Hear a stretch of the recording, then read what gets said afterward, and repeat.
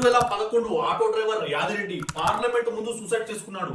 తన పాకెట్ లో 8 పేజీల సూసైడ్ లెటర్ దొరికింది. ఆ లెటర్ లో ఏముంది? తను పార్లమెంట్ ముందే ఎందుకు సూసైడ్ చేసుకున్నాడు. మహబూబ్ నగర్ 2009 ఒక వ్యక్తి సూసైడ్ చేసుకున్నాడు. వరంగల్ 2010 ఒక వ్యక్తి సూసైడ్ చేసుకున్నాడు. కరీంనగర్ 2010 ఒక వ్యక్తి సూసైడ్ చేసుకున్నాడు. ఆదిలాబాద్ 2011 ఒక వ్యక్తి సూసైడ్ చేసుకున్నాడు. నల్గొండ 2011 ఒక వ్యక్తి సూసైడ్ చేసుకున్నాడు. మెదక్ 2012 ఒక వ్యక్తి సూసైడ్ చేసుకున్నాడు. ఖమ్మం 2012 ఒక వ్యక్తి సూసైడ్ చేసుకున్నాడు.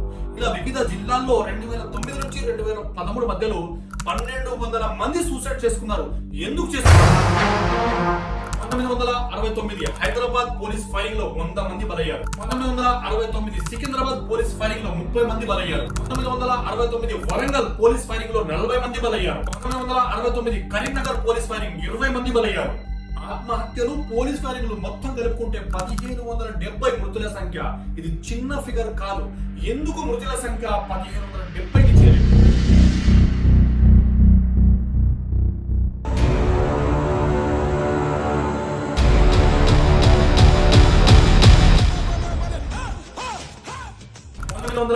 బ్రిటిషర్స్ మన దేశాన్ని వదిలిపెట్టి వెళ్ళారు. అప్పుడు మన దేశం డెమోక్రటిక్ గా మారింది. అందులో నుంచి కొన్ని రాష్ట్రాలు ఇంకా కింగ్డమ్ గానే ఉన్నాయి.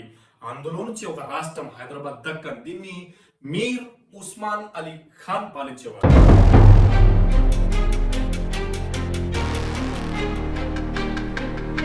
ఉస్మాన్ అలీ ఖాన్ పాలన ఎలా ఉండేదంటే, హైదరాబాద్ చుట్టుపక్కల ఎక్కడ రెవెన్యూ జనరేట్ అయినా అదంతా తీసుకువచ్చి హైదరాబాద్ సిటీ డెవలప్ కోసమే పెట్టేవారు. దీంతో ప్రజలందరూ అసహనంగా ఉన్నారు. కింగ్డమ్ నుంచి డెమోక్రసీ కోసం ఎదురు చూసే రోజులు. అప్పుడు వల్లభాయ్ పటేల్ మిలిటరీని తీసుకొచ్చి ప్రజల సహకారంతో నిజామును ఓడించి ఈ హైదరాబాద్ దక్కను కూడా మన భారతదేశంలో కలుపుకున్నారు. 1948 లో పూర్తి ఇండియాలో ఈ హైదరాబాద్ రిచెస్ట్ స్టేట్ గా ఉంది. ఎందుకంటే బ్రిటిషర్ దీన్ని టచ్ కూడా చేయలేదు కనుక. ఆంధ్రను బ్రిటిషర్స్ పాలించారు కాబట్టి అక్కడి వాళ్ళు చదువులో ముందే, తెలివిలో ముందే, వ్యాపారంలో కూడా ముందే. ఈ హైదరాబాద్ లో నిజాం పాలించాడు కాబట్టి అందరూ నవాబులే, చదువులు కూడా అంతంత మాత్రమే. హైదరాబాద్ ఇండియాలో కలిసిన తర్వాత తెలుగు మాట్లాడే ప్రజలు కోస్టల్ ఆంధ్రాలో ఉన్నారు, తెలంగాణలో ఉన్నారు. వీళ్ళందరినీ ఉద్దేశించి ఒక స్టేట్ చేశారు, ఆంధ్రప్రదేశ్.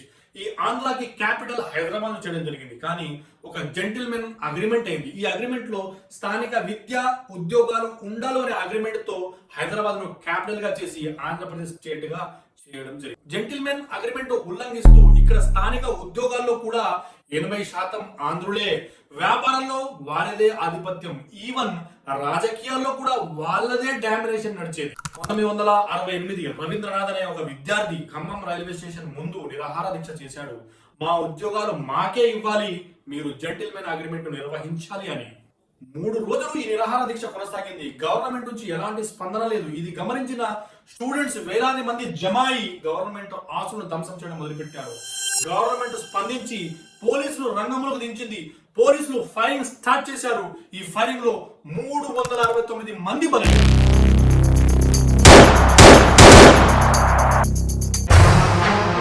369 మంది బలిదానంతో ప్లాన్ చేంజ్ అయింది.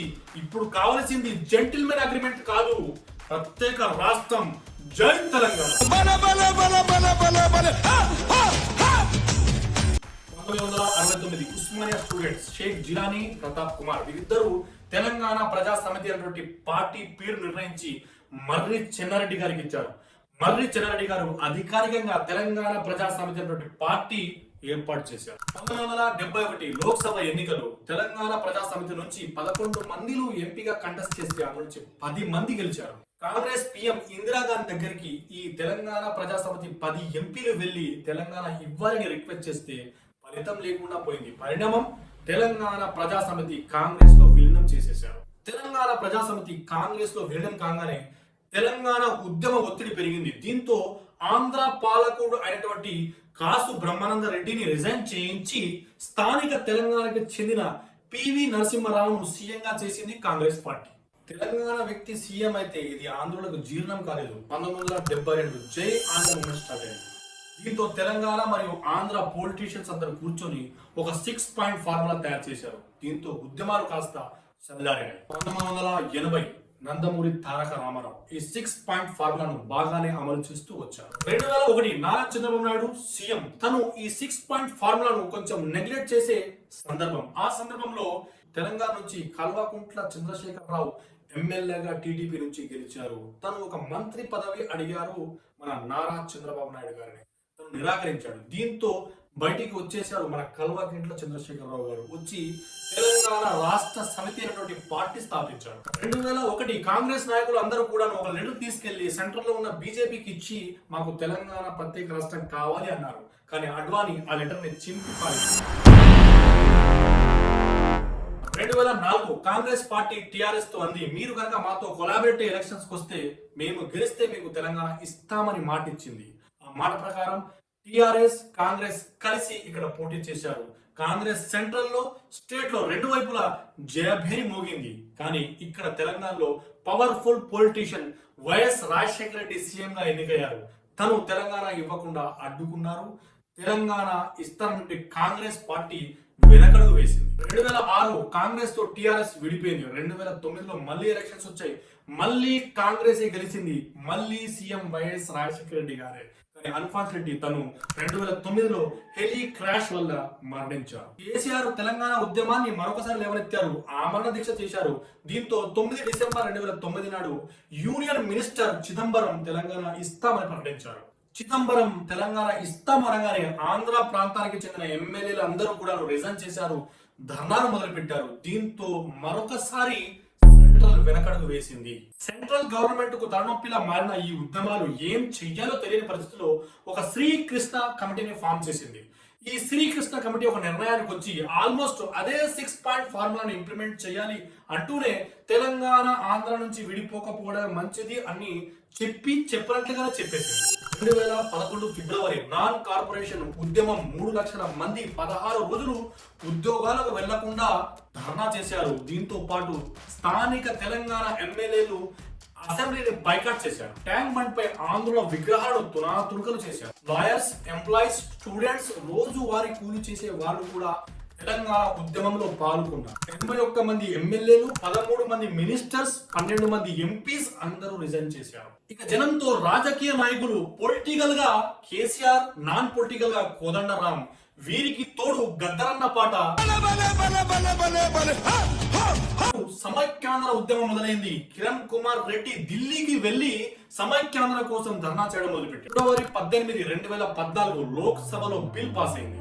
మొత్తానికి కాంగ్రెస్ జూన్ 2, 2014 29వ రాష్ట్రంగా తెలంగాణ ప్రకటించింది. తెలంగాణ రాష్ట్ర ముఖ్యమంత్రిగా నా కర్తవ్యాలను శ్రద్ధతో, అంతఃకరణ శుద్ధితో నిర్వహిస్తానని, భయం గాని, పక్షపాతం గాని, రాగద్వేషాలు గాని లేకుండా రాజ్యాంగాన్ని, శాసనాలను అనుసరించి ప్రజలందరికీ న్యాయం చేకూరుస్తానని దైవసాక్షిగా ప్రమాణం చేస్తున్నాను. ఆగండి, ఇంతటితో వీడియో అయిపోలేదు. ఇంతవరకు నేను చెప్పింది గతం, పాస్ట్. ఇప్పుడు ప్రజెంట్ ఏం జరుగుతుందో మీకు తెలుసు. ఫ్యూచర్ లో ఏం జరగబోతుంది అంటే మరొక ఉద్యమం మొదలవుతుంది. అదే బీసీ ఉద్యమం. ఈ బీసీ ఉద్యమం ప్రభావం ఎంతగా ఉంది అంటే మొన్న జరిగినటువంటి పంచాయతీ ఎన్నికల్లో బీసీ ఉద్యమ ప్రభావం కనిపించిందా లేదా? ఒకవేళ కనిపిస్తే కింద కామెంట్ లో ఎస్ అని రాయండి, కనిపించకపోతే నో అని రాయండి. భవిష్యత్తులో బీసీ ఉద్యమం జరుగుతుందా? తీన్మార్ మల్లన్న బీసీ ఉద్యమాన్ని ముందుకు తీసుకెళ్తాడా అనే విషయాల గురించి నేను మరొక వీడియో చేస్తాను. ఈ వీడియో మీ దగ్గర చేరాలంటే మీరు నా ఛానల్ ని వెంటనే సబ్స్క్రైబ్ చేసి పెట్టుకోండి. నా ఛానల్ కి ఒక లైక్ చేయండి, మీ మిత్రులకు షేర్ చేయండి. మళ్ళీ మరొక వీడియోలో కలుద్దాం. అంతవరకు జై హింద్.